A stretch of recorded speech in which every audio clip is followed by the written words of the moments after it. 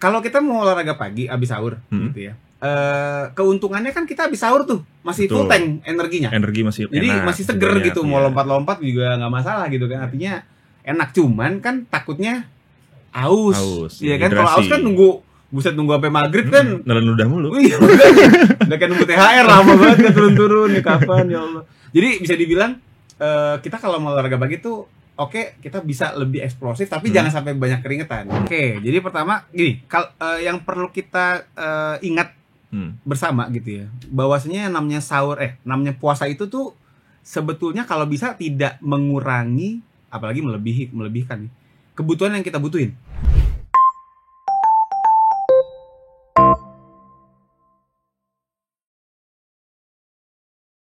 Halo Tribuners, salam semangat, selamat datang di Molari Podcast. Mari obrolin olahraga lagi. Oke, kali ini kita akan kedatangan narasumber dokter. Kalau kemarin udah ada coach, ada nutrisionis, sekarang dokter. Dokternya bernama Dr. Andika Raspati, SPKO, spesialis kedokteran olahraga. Beliau ini merupakan dokter spesialis yang pernah menjadi medical director di BTN Jakim tahun 2023 dan 2004. Terus juga pernah jadi Sport and Medical Commission di Komite Olimpiade Indonesia di Olimpiade Paris 2024. Dan juga dokter tim nasional balap sepeda Indonesia. Dan masih banyak lagi, pokoknya nanti kita bahas mengenai Dr. Andika Raspati ini. Yeah. Oke, langsung aja kita sambut Dr. Dika. Halo semuanya. Dr. Dika. Thank you. Halo Tribuners. Bener Tribuners namanya. Bener Tribuners. Ini pasti kalau nonton bola di Tribun nih. Iya. Gak mau di depan. Iya. Halo semuanya. Oke, tadi kan kita udah membahas nih dok mengenai CV dokter nih. Waduh, udah kayak ngelamar kerja gue ya. Ngelamar kerja. Boleh sedikit ceritain sih dok, waktu pas pernah jadi di medical director waktu pas BTN Jakim itu. Pas gimana? BTN Jakim 2023, 2024 dan insya Allah 2025. Amin. Ya memang gue ngeliat ini sih mas, artinya memang orang tuh sekarang lari tuh bener-bener kayak apa ya, hype banget gitu ya. Hype banget ya. Larinya tuh bener-bener yang nggak sedikit gitu yang lari. Kayak kemarin aja pas 2024 kan kita handle 15.000. 15.000 tuh. Berapa kategori? Ya semuanya dari 5, 10, HM, FM. Oke. Itu benar-benar semua dibikin sehari. 15.000 tumpah ruah ke jalan. Udah kayak cendol. Ada cincaunya lagi sih, ngapung-ngapung. Ada gula ini ya? Gula aren enggak ada. Enggak, cuman beneran di situ gue ngerasa kayak satu tadi emang hype banget lari ya. Emang hype banget, kayak semua orang tuh kayak lari gitu. Dan yang kedua, nemu juga sih mas orang-orang yang kayak sebenarnya dia belum sanggup nih, FM nih gitu loh. Tapi kok maksain gitu. Ego running. Banyak ego running, ada ego lifting juga ada kan. Tapi kalau di lari itu sih ngeliat kayak wah, emang bener-bener ya kayak edukasi itu masih penting banget ternyata gitu. Untuk lu kalau lari lu tahu kondisi lu lah. Kayak gitu. Jadi banyak banget karena kemarin jujur aja pas di Jakim 2024 tuh bisa dibilang tenda medis tuh laku laris manis banget gitu. Kalah sama Water Station. Iya, banyak kan dana medisnya kunjungannya gitu. Jadi benar-benar kayak ya itulah edukasi masih diperlukan banget. Tapi apa tuh rata-rata mereka problemnya? Kalau paling banyak sih kram ya. Kram ya. Paling banyak kram, terus karena memang Jakarta amat sangat panas sekali ya. Jadi memang kemarin kasus heat illness-nya cukup banyak. Jadi orang-orang yang sempoyongan sampai heat stroke juga ada. Oh iya, ada ya, sampai langsung lariin ke rumah sakit ya? Enggak lari sih. Ya, naik ambulan. Kalau lagi lari. Bener banget sih. Naik ambulan, ya. Meskipun pelari ya kena lari. Tapi ya ada yang beberapa dibawa ke rumah sakit. Oh, iya. Dan kalau untuk yang di Komite Olimpiade nih, Dok. Itu dokter sebagai apa di situ? Menangani apa waktu pas Olimpiade Paris kemarin? Jadi memang kan gue kebetulan juga di ini mas, di NOC namanya. Jadi kalau dulu namanya KOI, mungkin Tribuners pernah dengar KOI ya. Dulu Komite Olimpiade Indonesia. Nah, cuman karena namanya kayak nama ikan diganti.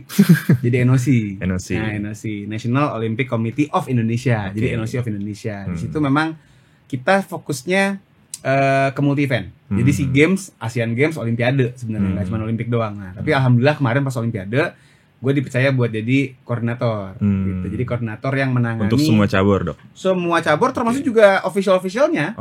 Jadi yang kalau misalnya karena kan capek, Mas. Namanya di Paris gitu ya, apalagi musim panas tuh terik banget gila. Bekasi kalah, panas banget, enggak bohong, panas banget kemarin. Kan jalan-jalan situ enak enggak? Panas banget, sampai sakit kepala kita. Jadi emang bener-bener akhirnya banyak yang tumbang juga, nggak cuma atlet tapi juga officialnya, jadi kayak pelatih atau misalnya kan kita juga bawa kontingen kan pasti ada administrator ya, ya apa yang bantuin kayak buat dokumentasi apa segala macam juga banyak yang sakit. Jadi ya kemarin sih di Paris menjadi koordinator tim medis yang menghandle satu kontingen semuanya. Itu berarti ada berapa tim, Dok? Maksudnya kan dokter nih mengurus semuanya, berarti kan nggak semerta-merta dokter mengurus semua cabur kan? Pasti ada berapa tim yang khusus untuk cabur weightlifting atau panjat tebing atau apa gitu? Iya, jadi kita kan memang sebenarnya kemarin kalau bicara atletnya doang itu kan 29 nih kalau nggak salah. 29 atlet. Jadi memang sebenarnya kalau bicara atletnya sendiri sih nggak banyak-banyak banget. Makanya dokternya pun juga yang berangkat sebenarnya cuma 3. Oh, 3. Nah, jadi yang ikut sama kontingen itu 2, sama ada lagi 1 ikut panjat tebing. Jadi panjat tebing dia bawa dokter sendiri, gitu. Nah jadi bertiga, ada beberapa measure juga yang ikut sama fisioterapis. Oh, fisioterapis. Jadi kalau bicara yang berangkat sih tim medisnya sekitar 7 lah, 7 orang.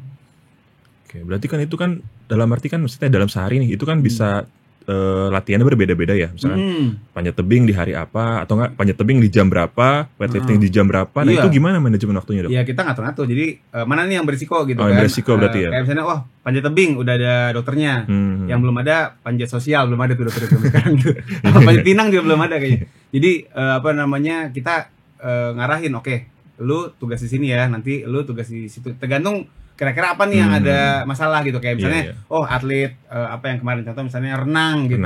Atlet renang mereka ada masalah di sini, oke, berarti lu yang jalan.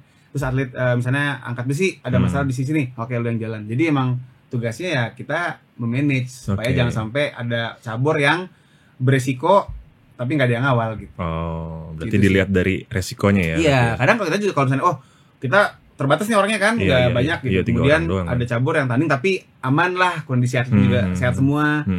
Kemudian juga pertandingannya cenderung tidak berisiko, ya mungkin kita bisa tanda kutip bukan didahulukan lah gitu. Gitu sih. Jadi ya itu memang challenge-nya kita nge-manage itu semua. Gitu. Dan dokter waktu itu pernah jadi dokter untuk tim nasional sepeda juga ya? Sampai sekarang. Sampai sekarang ya? Sampai sekarang masih. Nah itu gimana waktu pas Olimpiade manage? Nah pas Olimpiade kita kebetulan cuma 1 ya yang berangkat ya, namanya Bernard. Jadi Bernard itu dia mewakilin Indonesia di nomor velodrome, track cycling namanya. Itu kebetulan banget pas lagi tanding, gue mau ngawal, tiba-tiba dihubungin sama manajernya angkat besi, gitu. Jadi manajer angkat besi bilang, "Dok, tolong dong angkatin besinya." Gitu. Bukan saya Tuhan. Jadi tolong dong kawal dong atlet kita gitu, karena kita mau tanding nih. Kapan? Pas banget sama si Bernard main tanding. Waduh, langsung dilema kan gitu. Galau. Ya udah, tapi menimbang dan kemudian memutuskan gitu kan, karena memang angkat besi ini peluangnya gede banget. Betul. Dan ditambah saat itu memang ada sedikit isu lah secara medis gitu ya. Ya udah kan dengan terpaksa saya bilang ke teman-teman cycling, sorry ya, gue nggak bisa ngedampingin cycling lu nih hari ini, karena gue mesti bertugas sebagai dokter kontingen, which is ada yang lebih memerlukan gitu. Akhirnya udah ngawal angkat besi, jadi nggak nonton cycling kemarin. Berarti momennya pas ya, pas dokter nonton si itu menang. Masih iya, kalau nggak ada gue, wah udah. Tetap. Jangan disangkut pautin.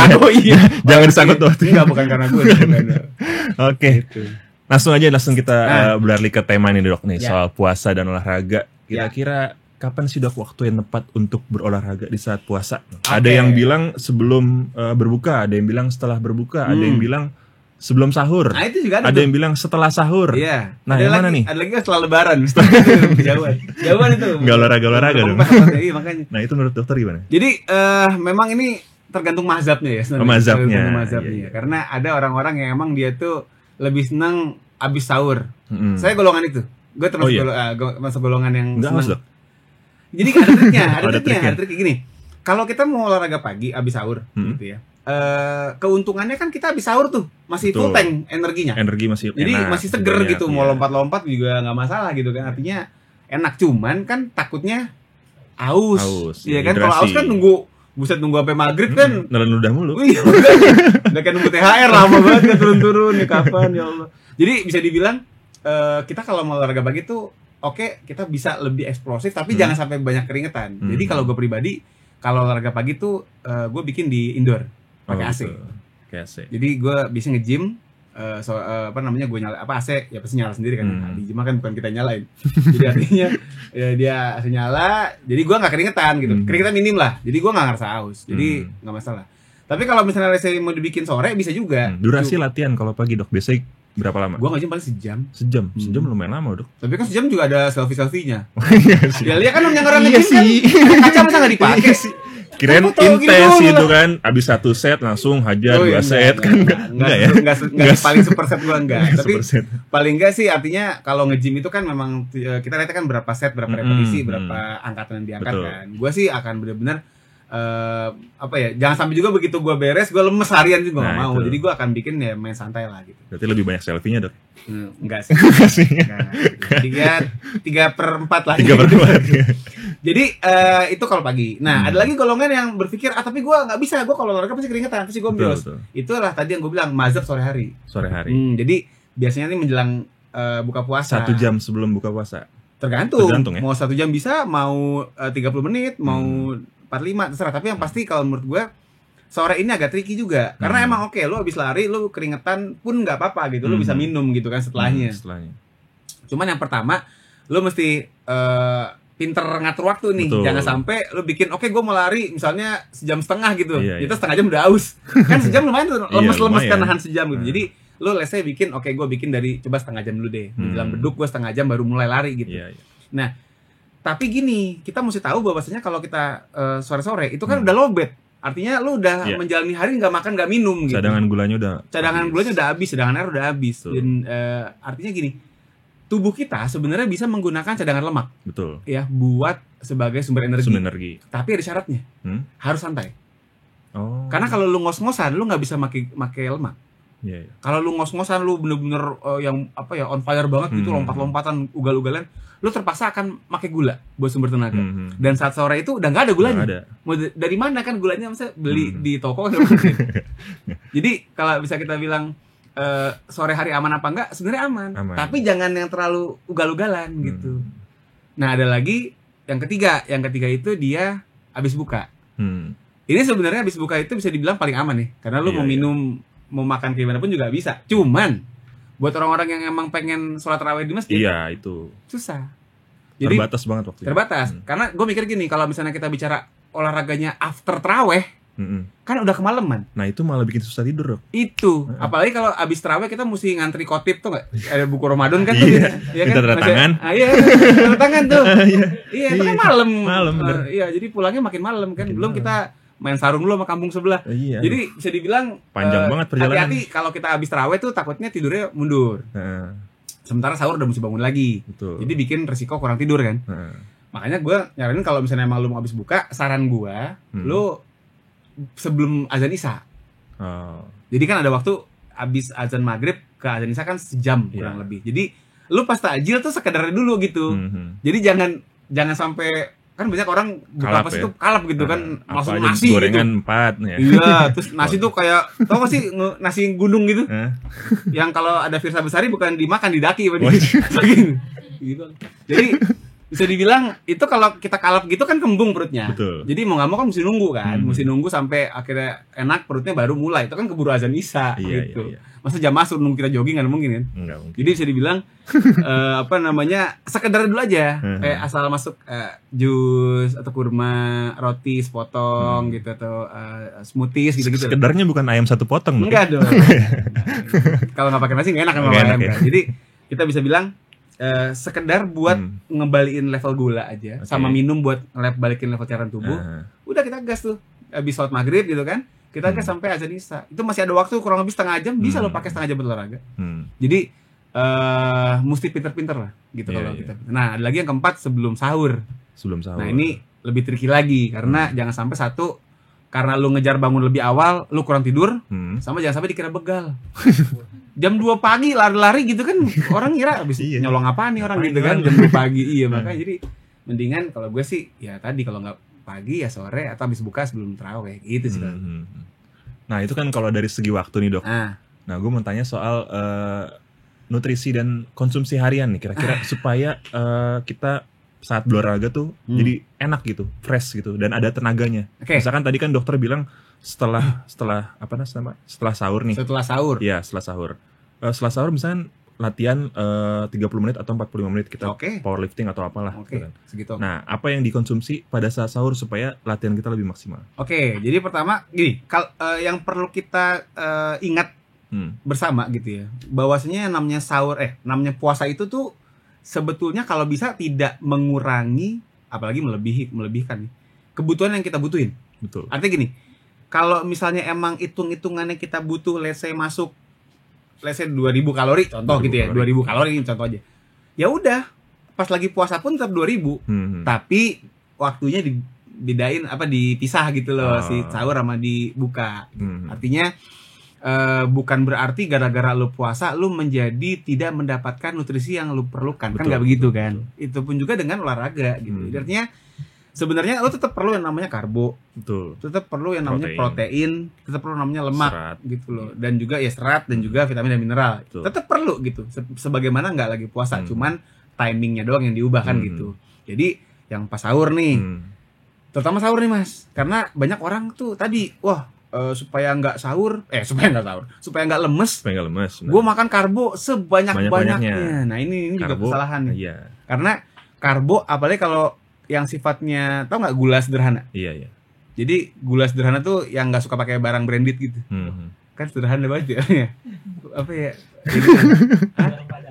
Bukan itu restoran beda. Iya, saya tim Merdeka beda. Jadi kalau bicaranya jadi jualan jadi promo Padang. Jadi lapar. Baru jam segini udah ngomongin Padang. Udah aku makan dulu. Jadi kan gue lupa kan itu jadi ngomong apa? Gula sederhana. Oh iya, gula sederhana. Jadi kayak sirup. Terus kemudian juga gula pasir gitu. Even sebenarnya kayak nasi yang lunak gitu. Itu termasuk tuh yang sifatnya mungkin gak sederhana ya, tapi glycemic indexnya tinggi. Nah, makanan-makanan yang glycemic indexnya tinggi, dia cenderung emang bakal naikin gula darah kita. Tapi cepet drop lagi.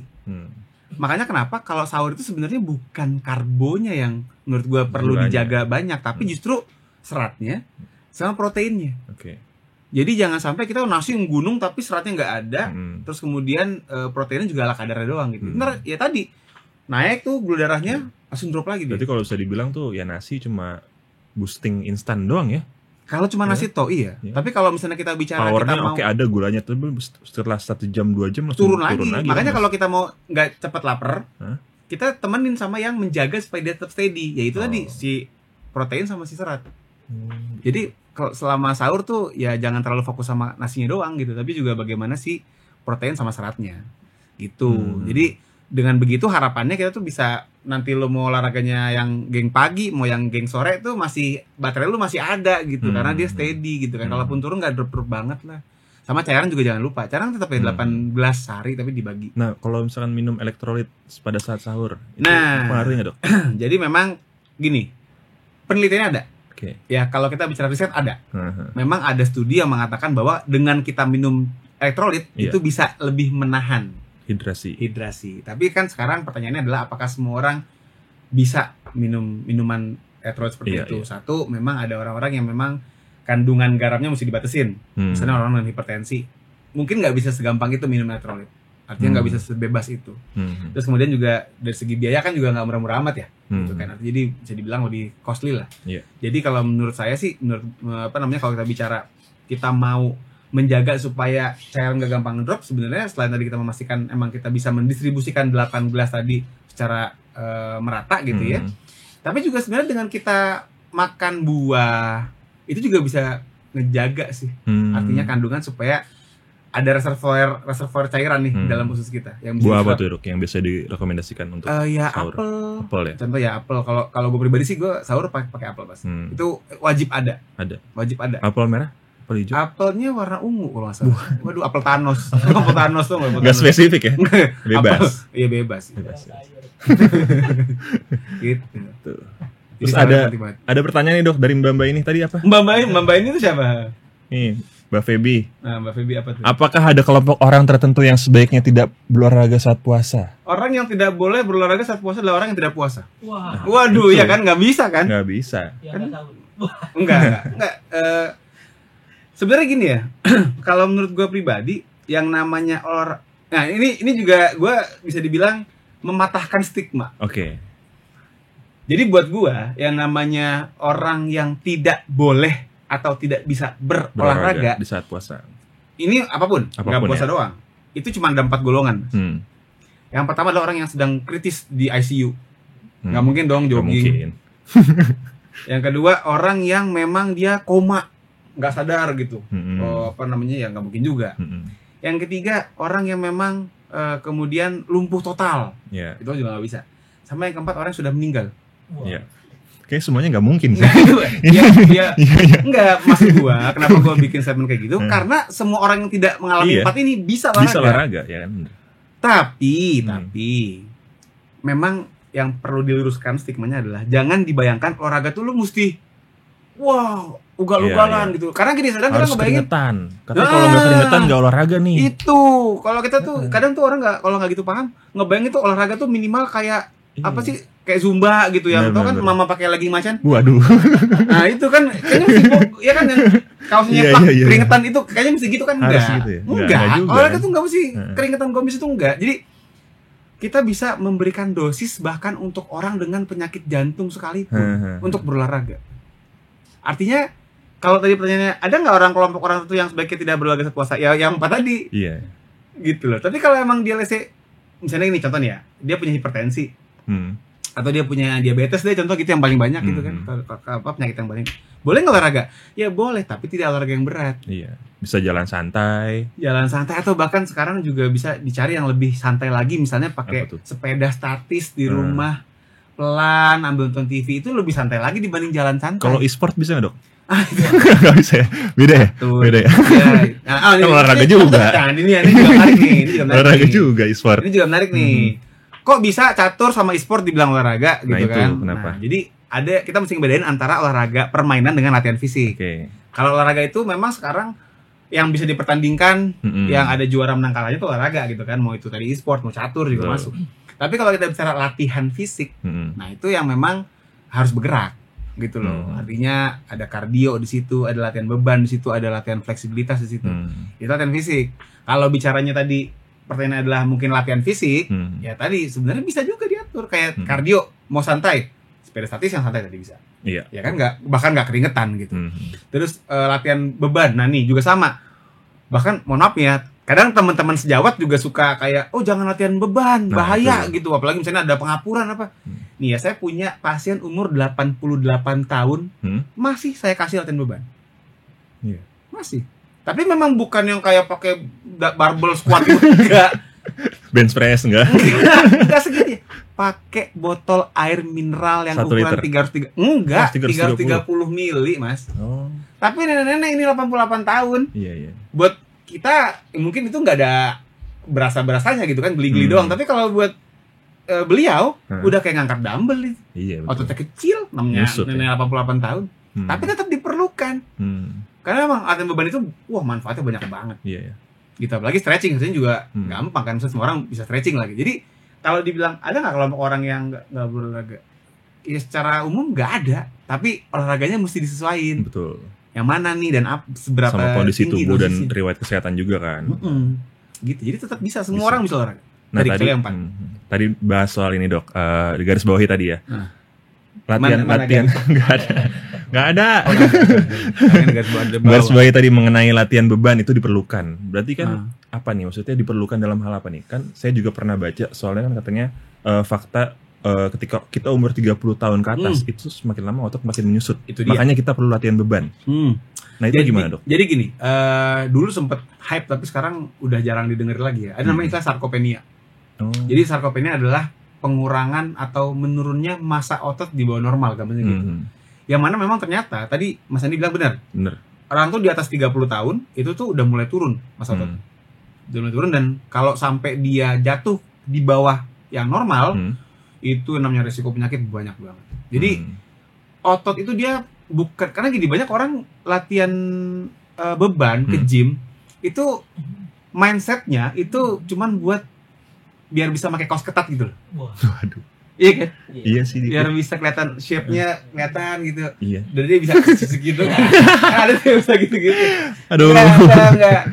Jadi yang namanya latihan beban itu tuh sebenarnya adalah bagaimana kita bisa memelihara otot. Karena yang namanya otot itu fungsinya banyak banget untuk kehidupan kita. Betul. Satu, kita ngomongin soal metabolisme. Orang kalau nggak punya otot, metabolisme rendah banget. Dan orang kalau rendah metabolismenya, dia bakal gampang banget numpuk lemak. Bicara gula juga sama. Organ tubuh kita yang bisa ngejaga supaya gula darah kita nggak spiking, nggak tinggi terus, itu adalah otot. Karena dia akan nyerap dari darah ke otot. Belum bicara sendi. Di sini mungkin ada nggak yang kalau naik tangga dengkulnya berisik? Nah, ini ada tuh. Udah letak. Malum udah umur. Iya, makanya goyang itu sendinya mungkin gitu ya. Artinya apa? Karena memang udah nggak stabil. Dan kita bicara sendi itu kalau misalnya dia goyang terus, ya itu kasihan, nggak ada yang nyawer semuanya. Kalau goyang ada yang nyawer kan enak ya. Ini nggak ada yang nyawer. Yang ada pengapuran, bener. Iya, dan ternyata yang bisa menjaga supaya si sendi ini dia nggak banyak goyang itu otot. Jadi lagi-lagi otot itu fungsinya untuk kesehatan banyak banget. Dan tadi kalau kita bicara umur, ya kan dia bakal turun. Tapi bukan berarti kita bisa pasrah doang gitu, enggak. Iya. Dengan kita latihan, itu dia bisa dibikin steady tuh. Jadi ya kalaupun turun juga nggak turun-turun amat lah. Nah mungkin kan tapi stigma dari orang-orang nih yang takut banget latihan berat nih, angkat beban segala macem, takut katanya badannya nanti jadi gede atau apa. Nah itu gimana dok? Kan susah juga. Terutama cewek nih. Iya. Cewek nih. Nanti kalau gue latihan, badan gue kayak ini gede banget. Nah itu nih Mbak Feby, pernah dengar nggak? Kalau perempuan tuh kalau latihan beban ntar jadi kayak laki badannya gitu kan? Gue mas nggak pernah loh ngeliat perempuan megang barbel tumbuh jakun tuh. Nggak pernah Mbak. Iya. Jadi bisa dibilang enggak gini ya. Yang namanya orang, kita mungkin ngeliat sosok tuh kayak Mas Aderai gitu ya. Oh gue takut nih kayak dia badannya. Ya susah juga ya, yang namanya beli Aderai ya itu punya badan kayak begitu. Itu bukan cuma modal free trial member gym sebulan itu enggak. Itu bertahun-tahun gitu. Udah bertahun-tahun suplemennya mesti gila-gilaan ya. Bahkan mohon maaf nih, kadang-kadang ini bukan bicara beli Aderai ya. Tapi banyak banget gitu ya teman-teman yang memang di dunia bodybuilding sampai ototnya yang gede itu sampai make steroid. Anabolik steroid. Artinya apa? Susah bikin otot itu. Iya. Jadi kalau jangan dibayangkan kita cuma ngangkat-ngangkat 2 repetisi 3 repetisi juk, jadi enggak. Itu butuh effort yang mati-matian. Bahkan kita aja nih laki-laki yang hormon ototnya bejibun dibandingin perempuan, setengah mati mau bikin otot. Bahkan ada fase stuck. Ada fase stuck, benar-benar nggak jadi gitu kan. Jadi nggak segampang itu. Ya, apalagi perempuan hormon ototnya dikit. Kita kan kalau otot kan namanya ada hormon testosteron. Ya kan, itu yang membuat otot lebih gampang membesar. Nah itu di laki banyak, di perempuan nggak banyak. Jadi kalau sampai perempuan kita lihat ototnya gede banget, itu either latihannya lebih gila-gilaan lagi atau dia pakai hormon. Jadi bisa dibilang nggak usah takut, susah buat dapetin otot kayak begitu. Ya meskipun yang udah pernah kontes segala macem itu pasti latihannya juga bakal keras banget tuh ya. Iya, latihan dan mungkin ada tadi pakai itu ya. Jadi ya yang terlarang itu. Ini sebenarnya ya itu ya apa namanya off the record ya. Matiin. Nggak bisa. Gini, gampangnya kita ini sebenarnya di koran pun udah banyak, mungkin Tribun pun juga udah banyak ngeberitain gitu bahwa kalau kita lihat di Indonesia kita ambil, itu temuan kasus doping paling banyak di bodybuilding. Kayak di PON gitu, paling sering di bodybuilding. Jadi memang ya sesusah itu ngebentuk otot sampai orang tanda kutip harus ngedoping gitu. Jadi gak usah takut lah. Cuman nge-gym 3 kali seminggu jadi kayak begitu enggak mungkin ya. Apalagi kalau cuman nge-gym makannya cuma telur apalagi juga proteinnya gak kejar, susah. Jadi enggak. Tapi paling tidak dengan kita latihan nge-gym atau latihan beban, meskipun mungkin suplementasinya nggak segila itu atau nggak terlalu gini banget, paling nggak bisa nge-maintain. Jadi masa ototnya paling nggak bisa terjaga gitu. Dan itu paling nggak udah jadi goal kita. Jadi goalnya bukan kemudian jadi bulky banget, bulat-bulat ototnya, enggak. Yang penting terjaga masa otot. Tapi kalau menurut dokter sendiri suplemen itu penting nggak? Gini, yang namanya suplemen itu kan dia tambahan, pendamping. Namanya kan suplementasi kan tambahan. Jadi kalau kita bicara perlu nggak suplementasi, tergantung kebutuhan dia seberapa banyak. Dan yang kedua, seberapa mampu dia memenuhi kebutuhan itu lewat makanan dia sehari-hari. Contoh gini, kita mau ngebangun otot nih. Kalau kita mau ngebangun otot, memang protein yang disarankan itu paling bisa kita bilang 2 gram lah per kilogram berat badan kita. Oke. Jadi kalau kita punya berat badan 65 berarti atau kali 2 aja 130. Jadi 130 gram. Sementara yang namanya sepotong ayam kalau kita makan tuh yang di warteg-warteg biasanya, itu paling satu potong itu cuma dapat 14, 16. Syukur-syukur kalau yang banyak tuh mungkin 20. Kita mesti makan berapa kandang ayam? Kan kadang susah ya. Iya, susah. Makanya kenapa kita bantu nih dengan tambahan berupa suplemen, sesuatu yang gampang dimakan, yang nggak bikin kembung, yang nggak bikin begah, tapi secara kandungan proteinnya udah mencukupin. Nah itulah mungkin situlah butuhnya suplemen. Tapi kalau dibilang bagus-bagusan mana dok? Maksudnya kan ada yang bilang nih, kadang kan kalau di tempat gym, lu kalau nggak minum susu, lu nggak kurang pertumbuhannya. Tetap. Tau nggak ada yang tim real food nih, misalkan, udah real food aja, real food lebih bagus kok dibanding susu gitu kan? Ya gini, kalau dilema nih. Gitu. Kalau gue pribadi, gue akan lebih menyarankan coba kejar dulu lewat makan yang sehari-hari. Real food. Iya real food. Ya kalau nggak real food, Real Madrid lah. Waduh, gimana makan Real Madrid? Real Madrid. Nggak bisa. Ya jadi intinya kita coba penuhin dulu. Tapi tadi kalau emang kita punya targetnya tinggi, biasanya nggak kekejar, Mas. Jadi tadi gue bilang kita makan tahu tempe aja satu potong paling cuma 7. Targetnya 130 tadi kan. Itu kalau 65, kalau beratnya 70 misalnya let's say. Lebih lagi. Tapi 2 gram kali berat badan itu nggak harus, apa emang itu dikatakan angka optimalnya. Angka optimalnya. Ya, jadi bahkan terakhir ngelihat jurnal lagi, penelitian lagi ada 2,4 naik lagi tuh. Jadi tapi kalau gue masih bikin di 2 lah biar nggak terlalu begah juga kan. Kalau 1,5 ataupun misalkan 1. Kok ditawar sih kan kayak pasar gitu. Ya kan udah dapat modalnya Mas dah. Jual handphone. Jadi kita bisa kalau buat muscle 1,5 lah bisa sampai 2. Kalau misalkan kita kebutuhan proteinnya kurang, itu mengaruhi pertumbuhan otot kita juga nggak sih dok?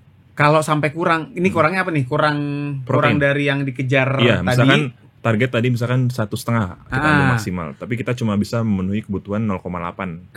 Gini, karena kan ada kebutuhan dasar. Iya. Ada kebutuhan dasar, ada kebutuhan kalau mau building nih. Kalau kebutuhan dasar manusia kan sebenarnya kan nggak perlu sampai 1 pun bisa. 0,9, 1, 0,8 tuh masih oke lah. Betul. Tapi buat dasar doang itu. Kalau kita bicara mau building, itu kan jadi tadi 1,5 sampai 2. Iya. Nah, sekarang kalau let's say misalnya dia masih bisa menuhin kebutuhan dasar dia sebagai manusia, tapi nggak nyampe ke target buildingnya, ya mungkin agak lambatnya ntar pertumbuhannya. Akan lambat. Tapi kalau saking kurangnya sampai di bawah kebutuhan dasarnya ya jadi sakit. Gitu. Jadi penyakit ntar. Kan yang namanya protein kan buat bukan buat otot doang. Iya. Yang namanya protein itu kan buat imun juga. Jadi kalau sampai kurang ya bisa gampang sakit, bisa gangguan hormonal ya, macam-macam. Kalau di bawah kebutuhan dasar. Gitu. Oke, lanjut dok, pertanyaan. Tips jaga tubuh supaya terhidrasi di bulan puasa saat olahraga tuh gimana sih dok? Ya, oke. Jadi kan yang pasti kalau kita bicaranya olahraganya pas pagi atau sore kan, sebelum berarti kan dalam kondisi berpuasa ya? Iya, berpuasa. Mau nggak mau ya kita mesti benar-benar memaksimalkan atau memanfaatkan waktu berbuka sampai sahur dan akhirnya imsak subuh lagi untuk minum.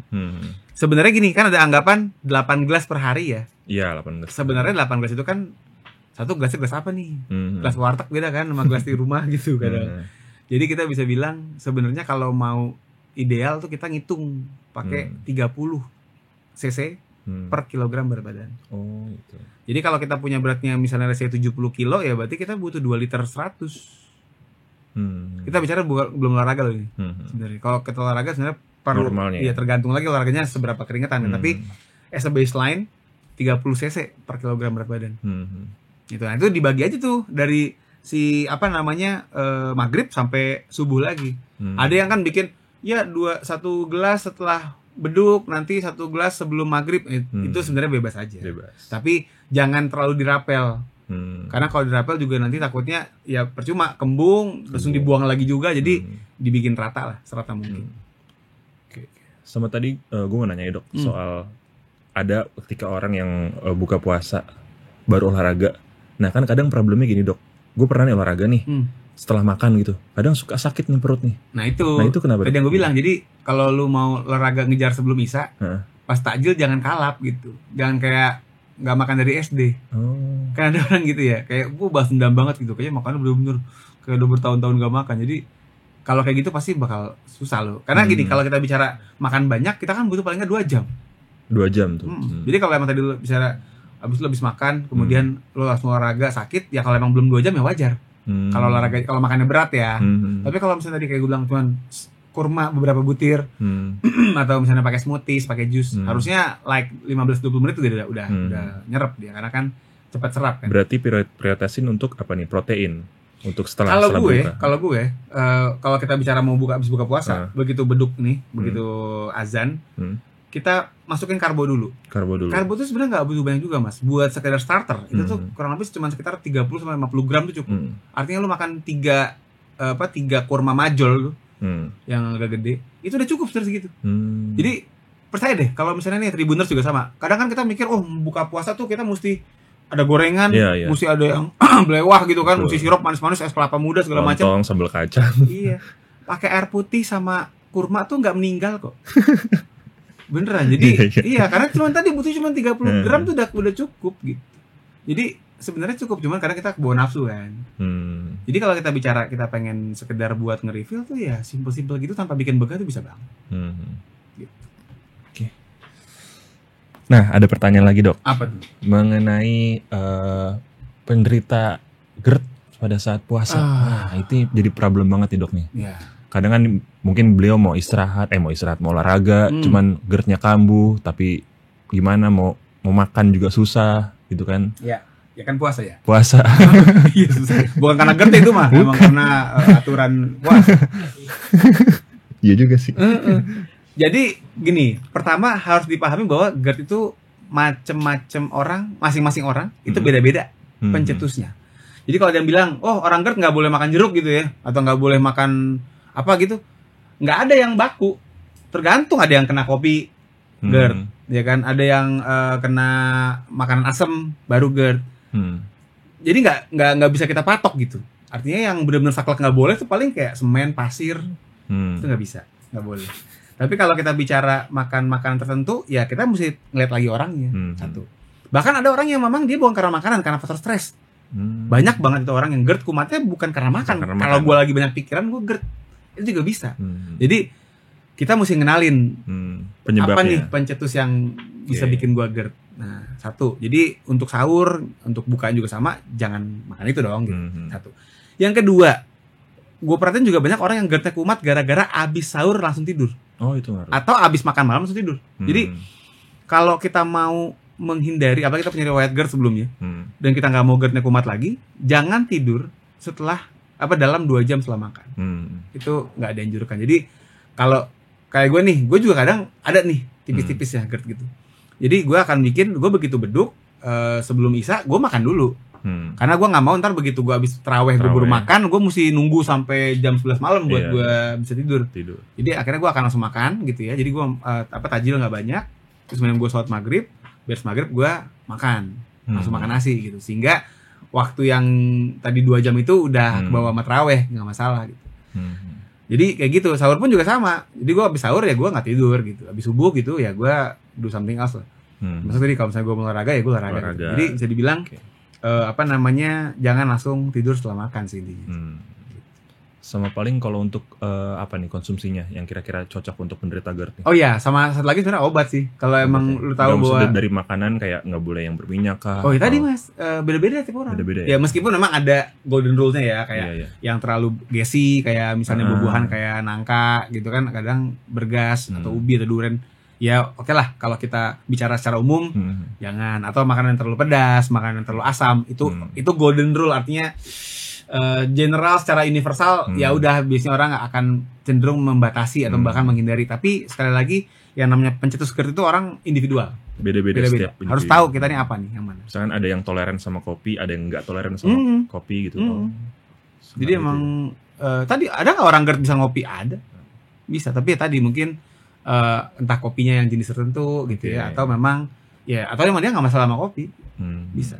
Emang cuma karena murni di pikiran aja, stres yang bisa. Tadi lagi-lagi tergantung orangnya. Oke, lanjut nih dok, mau masuk ke segmen kita mau bahas mengenai video-video dokter nih. Aduh, yang ada di nih. Instagram. Takut ada video saya yang bocor nih. Oh, iya. Nah, ini unik banget nih, dokter ini selalu membahas hal-hal mengenai kesehatan yang dibawakan secara guyon. Guyon nonton. Nah, ini lagi apa ini, Dok, di situ? Ini pasien kita yang habis operasi ACL. Oh. Jadi habis operasi ACL pengen balik olahraga lagi ya sesuai hobinya. Kan nggak bisa langsung gitu aja balik olahraga lagi kan. Dia mesti menjalani satu program yang memang dikhususkan untuk bisa menjaga agar jangan sampai ACL kejadian lagi gitu. Oke. Di olahraga yang ini di Wells Pro, Dok? Iya, ini di Wells Pro di tempat saya praktek. Jadi ini Wells Pro di daerah Pancoran, ada satu klinik gitu, dia menangani sports medicine. Jadi kalau ada sports injury maupun juga mungkin ada orang yang pengen kurus gitu ya, tapi pengen kurus sehat gitu. Kita bikinin program juga. Jadi ada ahli gizi juga di sini, ada dokter rehab medik juga di sini. Jadi kalau misalnya memang ada yang berhubungan sama olahraga lah untuk kesehatan bisa kemari. Fisioterapi juga situ. Ada, kita punya fisioterapis. Ini fisioterapis tuh yang lagi menjaga. Biasanya kalau untuk ACL gini berapa lama, Dok, penyembuhannya? ACL itu kita memang bikin antara 6 sampai 9 bulan. 9 bulan. Iya, bahkan sekarang itu ada penelitian terbaru bilang kalau mau lebih aman tunggu setahun. Kalau untuk olahraga lagi. Enggak, untuk olahraga yang kompetitif. Oke. Karena kalau bicara lari gitu ya misalnya, sebenarnya after bulan keempat, bulan kelima tuh bisa lari. Tapi kalau satu dia bagus rehabnya dan larinya mesti bertahap gitu. Jadi memang bisa dibilang bukan berarti sampai 6 bulan diem aja enggak, tapi tetap latihan kayak gini-gini nih. Ini kan belum 6 bulan.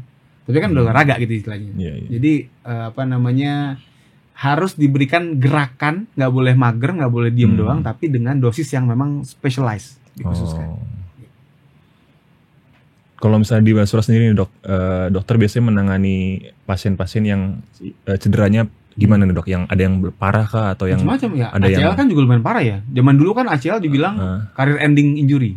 Jadi kalau orang maksudnya paling lama berapa bulan yang pengobatan cederanya? Paling lama gue pernah ada kasus jadi dia udah ACL apa meniskus, gue lupa bantalannya. Terus kemudian karena beliau rehabnya kurang bagus gitu ya, artinya agak terganggu lah proses rehabnya, akhirnya operasi ulang. Jadi operasi lagi. Jadi lumayan lama, sudah setahun lebih. Masih proses sampai sekarang.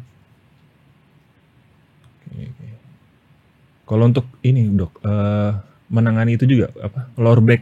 Iya. Apalagi lower back yang suka deadlift tuh. Nah, itu gue pernah kena, Dok, sekali. Oh iya. Iya. Nah, pas deadlift. Nah, itu biasanya korek mungkin kurang kuat. Iya. Mungkin salah apa ya? Lebih ke salah form kali ya. Karena kan udah kecapean kan. Karena waktu itu lagi habis nge-gym pulang kerja. Deadlift gue taruh di akhir.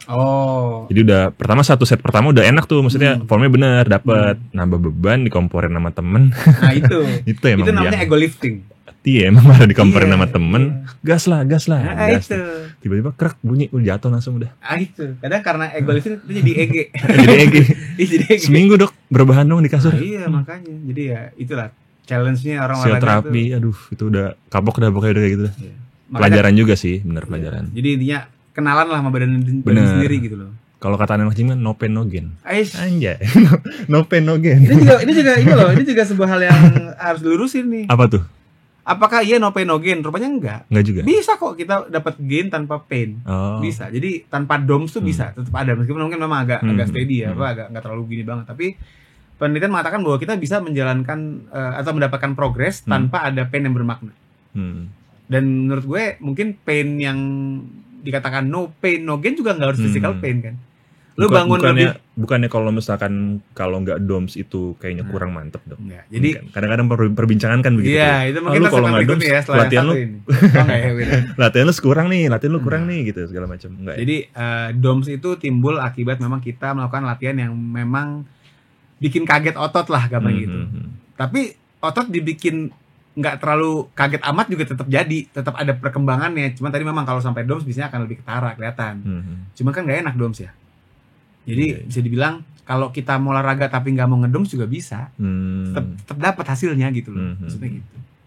Dan biasanya berapa lama sih DOMS kalau misalkan itu? Kalau beneran DOMS biasanya 2-3 hari tuh dia akan udah subside. Kalau lebih dari 3 hari problem. Maksimal banget DOMS itu seminggu.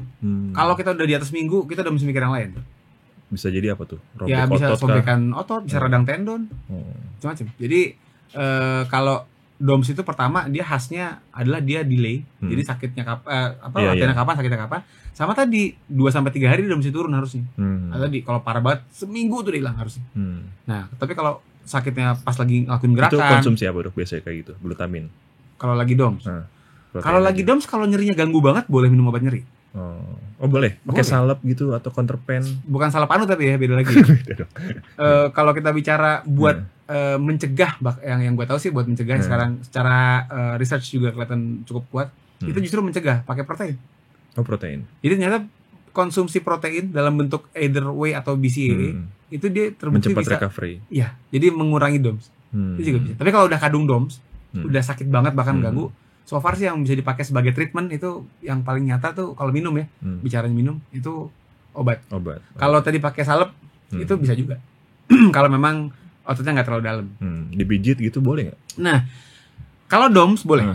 Kalau DOMS bukannya pada saat DOMS ini nggak tahu ya, ini soto guanya aja nih. Pada saat DOMS nih kan kita lagi perbaikan otot nih, recovery otot. Protein lagi masuk, lagi merecovery, nggak boleh dipijit gitu.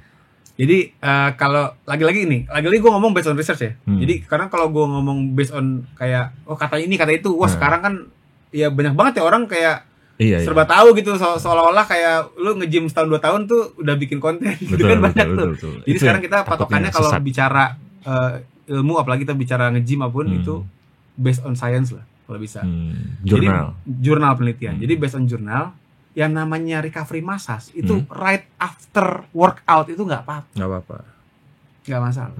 Jadi tidak mendelay, justru malah ada nih mas yang dikatakan malah bisa mendelay gain.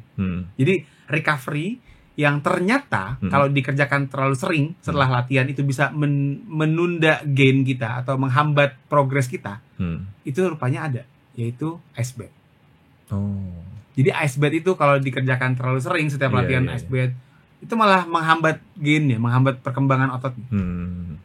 Malah itu bagusnya apa? Bagusnya apa? Ya, jadi kalau biasa aja atau mandi air hangat kan banyak. Atau apa? Yang namanya recovery kan kita ngomongin makan juga recovery. Iya, betul. Tidur juga recovery. Massage tadi boleh kan pijit.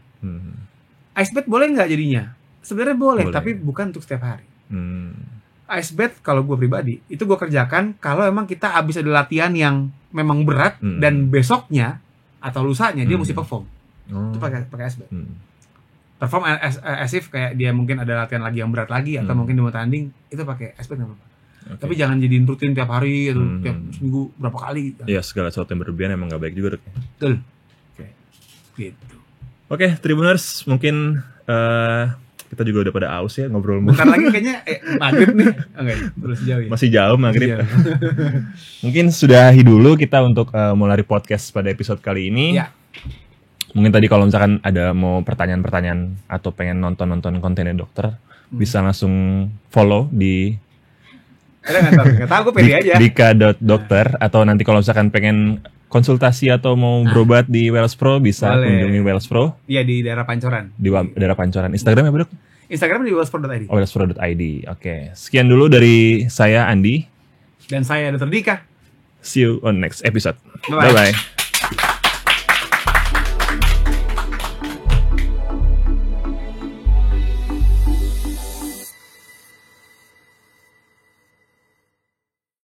Terima kasih sudah nonton. Jangan lupa like, subscribe, dan share ya.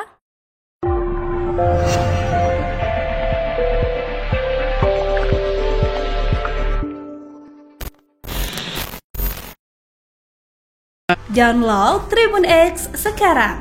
Menghadirkan lokal menjadi Indonesia.